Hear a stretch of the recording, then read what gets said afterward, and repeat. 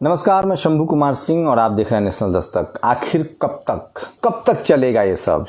और जिस तालिबान की चर्चा टीवी पर रोज होती है, आज जो मध्य प्रदेश में हुआ, क्या वो किसी तालिबान से कम है? माफ कीजिएगा, मैं वो वीडियो नहीं दिखा सकता। एक शेड्यूल कास्ट के युवक को पहले चोरी के शक में पीटा जाता है और फिर उसको ट्रक के पीछे बांध के बीच सड़क पर घसीटा जाता है और वीडियो बनाया जाता है। मुझे नहीं पता ये लोग कौन है जिन्होंने ये किया है, लेकिन इतना जरूर जानता हूं कि इनके मन में जातीय नफरत जरूर होगी। ये जो जातीय अहंकार, जाति के नाम पर नफरत है ना, मुझे नहीं पता ये ओबीसी के लोग हैं, जनरल कैटेगरी के लोग हैं, कौन है, लेकिन जो भी है ना, इनको सजा मिलनी चाहिए। और इनका सीधा संबंध उन लोगों से है जो कल तक मुसलमानों को मारने का ये ताकत कहाँ से मिलती है, हौसला कहाँ से आता है? एक मुसलमान को चूड़ी पहनाने वाले पर आप मारते हैं, फिर आरोपियों को बचाने लोग आ जाते हैं। मतलब इसे क्या कहेंगे? मध्य प्रदेश के को जंगल राज कहा जाए? 21वीं सदी में इस तरह की दरिंदगी क्या कहा जाए? मतलब कुछ समझ में नहीं आता है कि क्या बात किया जाए, कैसे बात किया जाए। वो वीडियो इस तरह का है कि आपको हम दिखा नहीं सकते हैं। मतलब क्या कहा जाए? ये क्या होगा? मतलब इस देश को नीमच जिले की ये घटना है, नीमच जिले की ये घटना है और किस तरह से सरेआम उनको सड़क पे घसीटा जा रहा है। मतलब सोशल मीडिया पर ये वीडियो बैन कर दिया गया है, लेकिन क्या इससे सच्चाई बैन हो जाएगी? कौन लोग हैं ये, क्या करते हैं ये? मतलब कैसे बताऊं मैं? ये मैं ब्लर करके भी नहीं दिखा सकता। मैं दावे के साथ कह सकती हूँ कि आरएसएस समेत तमाम हिंदुत्ववादी संगठन पर इस पर अपना मुंह तक नहीं खोलेंगे। वजह आप जानते हैं।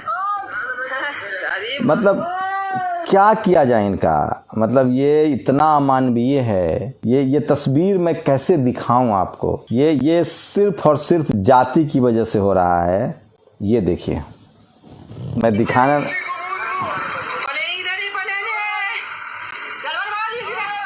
ये है वो पीड़ित शख्स और इनको मार दिया गया है। सोचिए, ट्रक से खींच के। ये मध्य प्रदेश के नीमच की घटना है, लेकिन इस पर कोई टीवी डिबेट नहीं होगा, कोई बहस नहीं होगी। आज क्या अंजना ओम कश्यप, रवीश कुमार, कोई इस पर बात नहीं करेगा। कब तक चलेगा ये? इस देश के लोगों को सवाल करना पड़ेगा, बातचीत करनी पड़ेगी और ऐसे लोगों को जब तक सख्त से सख्त सजा नहीं मिलती है तब तक इस तरह की दरिंदगी होती रहेगी। भयानक है ये। मतलब क्या कहा जाए? मतलब लेकिन सोचिए, ये तो मतलब बीजेपी शासित राज्य में है, जो आरोपी हैं उनके साथ क्या व्यवहार किया जाए। और एक और खबर देखिए, किसानों के साथ, नागरिकों के साथ ये सलूक हरियाणा में देखिए क्या हुआ है।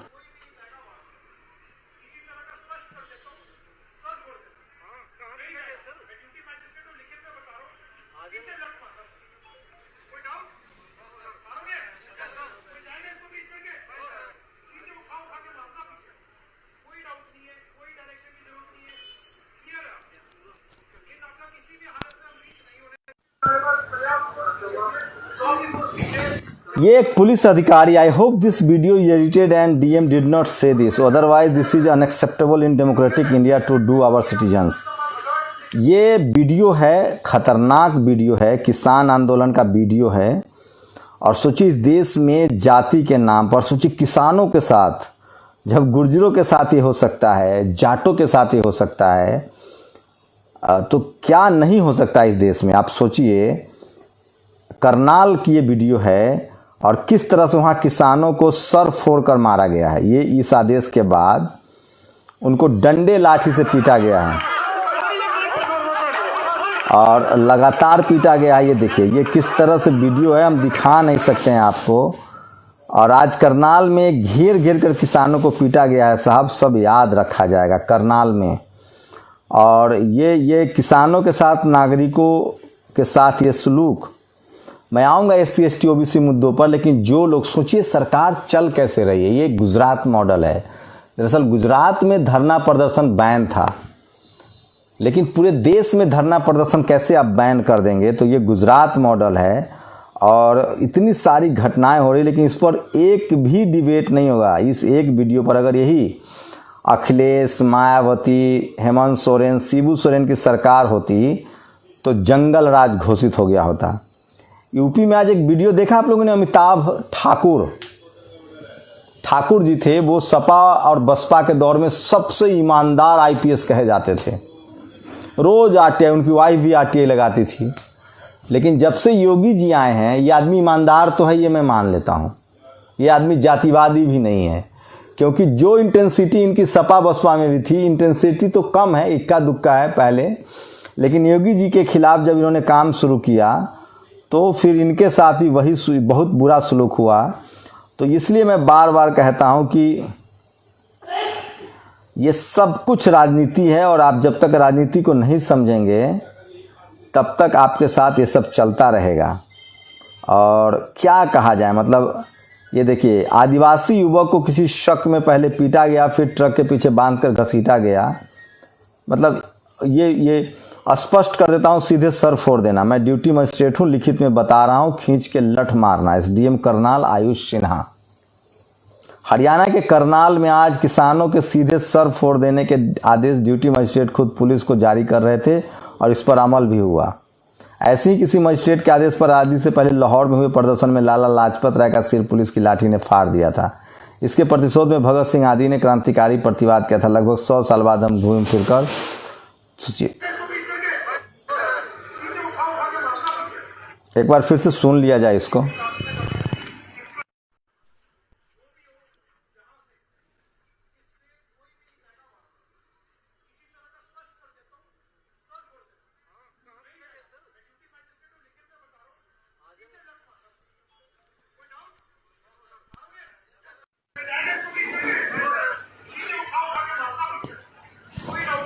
सोचिए कि मेरे पास टीवी चैनल नहीं है, नहीं तो मैं इस खबर को विस्तार से बताता। हम लोग के पास रिसोर्सेज कम है।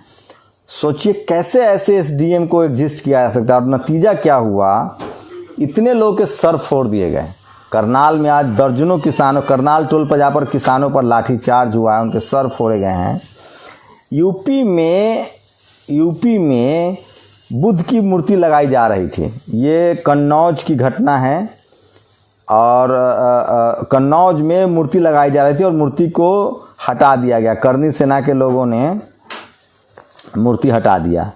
तो ये स्थिति है, और ये हालत है। देश में किसान मारे जा रहे हैं, दलित पिछड़े आदिवासी मारे जा रहे हैं, और हर जगह इस यूपी में 2022 के विधानसभा चुनाव में किस पार्टी चुनाव, सोशल मीडिया पर किसान, बीजेपी सरकार ने किसानों के ऊपर लाठीचार्ज किया, जिसमें अनेकों किसान खुद से लथपथ है। सिर्फ मैं पत्रकार के तौर पे कह रहा हूँ, ये बड़ी खबर है, लेकिन कोई भी टीवी अखबार आज इस पर बहस नहीं करेगा। आज आपको अभी भी अफगानिस्तान ले जा रहे हैं क्या? टीवी वाले क्या दिखा रहे हैं? मैं तो टीवी देख नहीं रहा हूँ। क्या दिखा रहे हैं? प्रशांत है मेरे साथ, प्रशांत आइए। और अब तो आरएलडी के युवा नेता हैं, लेकिन पत्रकार भी रहे। प्रशांत, क्या लग रहा है जो अफगानिस्तान, यूपी में चुनाव है, आप यूपी का दौरा भी कर रहे हैं, ये जो मीडिया अफगानिस्तान घुमा रही है देश को, क्या ये इस तरह की घटना, ये देखिए, ये एसडीएम है ये करनाल का, वो साफ कह रहा है कि सर फाड़ दीजिए। वीडियो है, कोई छुपाने वाली बात नहीं है। नतीजा किसानों, दर्जन भर किसान घायल हैं। ये मायावती, अखिलेश, तेजस्वी, हेमंत सोरेन की सरकार में ऐसा अगर होता तो मीडिया कैसे चलाती, और अभी मीडिया क्या खबर दिखाएगी? देखिए, मीडिया अब आप देखिए, इतने 9 महीने से आंदोलन चल रहा है किसानों का। मीडिया ने एक दिन भी ऐसा नहीं बिताया होगा जब वो इन लोगों को देशद्रोही, खालिस्तानी या साबित करने पर नहीं लगी होगी, या इस तरीके से कि भाई क्या बुराई है, क्यों नहीं बात कर रहे हो सरकार से। अरे आप कौन हो? अंजना कश्यप तय करेंगे किसान क्या मांगेगा, और रूबिका लियाकत की क्या हैसियत है कि वो सरकार की तरफ से नेगोशिएशन कर रहे हैं। मुझे लगता है कि जो डीएम एसडीएम जिस तरीके की बातें करते हैं, मुझे तो शर्म आती है। मैं जब मुखर्जी नगर में लोग बच्चों से मिलता हूँ जो कहते हैं मैं यूपीएससी की तैयारी कर रहा हूँ, और जब मैं उससे पूछता हूँ क्यों कर रहे हो तो कहते हैं मैं देश सेवा करना चाहता हूँ, तो मन करता है धक्का देके भगा दूँ। क्योंकि इस तरीके का ये यूपीएससी जो टॉपर है, जो आयुष सिन्हा जो कह रहा है कि इनका सर फोड़ देना, ये 2017 बैच का टॉपर है। और टॉपर अगर इस तरीके की चीजें कर रहा है तो मुझे लगता है बहुत दुखद बात है। आपको मैं बता दूं अभी टीवी पर क्या चल रहा है। ये जो किसानों के सर फटे हैं ये नहीं है।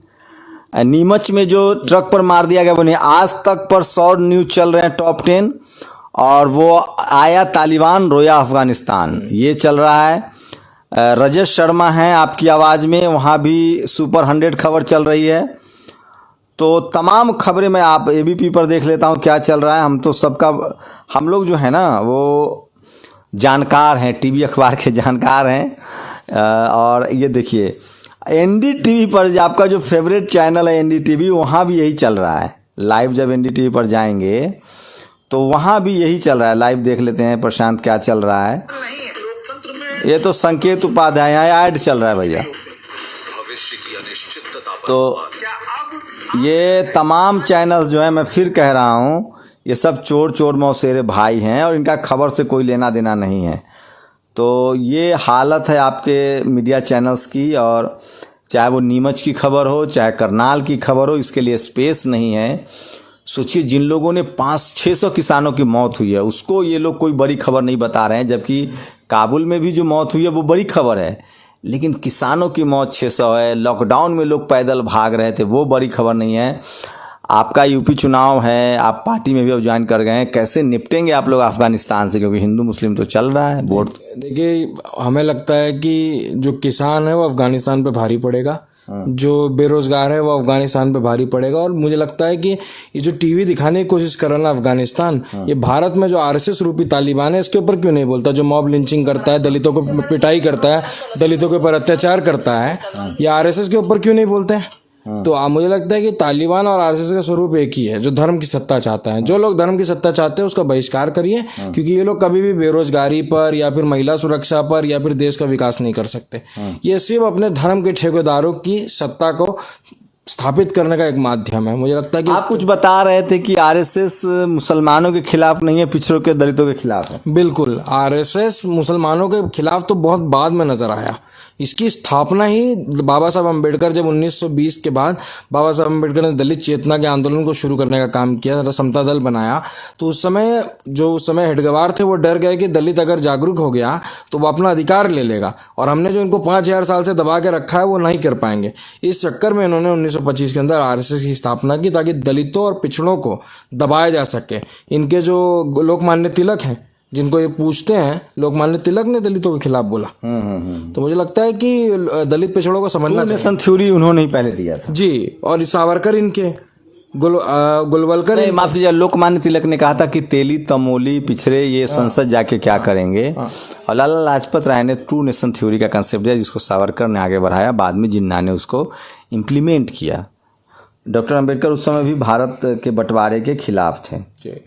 तो ये लेकिन मीडिया जो है, मीडिया के लिए आज करनाल में जो किसान मारे गए हैं उसके लिए कोई खबर नहीं है। नीमच में जिस तरह से एक ट्राइबल को, बहुजन को ट्रक में घसीटकर मारा गया, वो खबर नहीं है। और सोशल मीडिया पर उमाशंकर ने फ़ोटो शेयर किया है, और इसको क्या कहा जाए, मतलब हम वो वीडियो दिखा नहीं सकते हैं, बहुत मानवीय हैं। और श्रीनिवास लिखते हैं कि जो नीमच की घटना है वो अफ़गानिस्तान में नहीं हुआ है, बीजेपी शासित राज्य एमपी में हुआ है।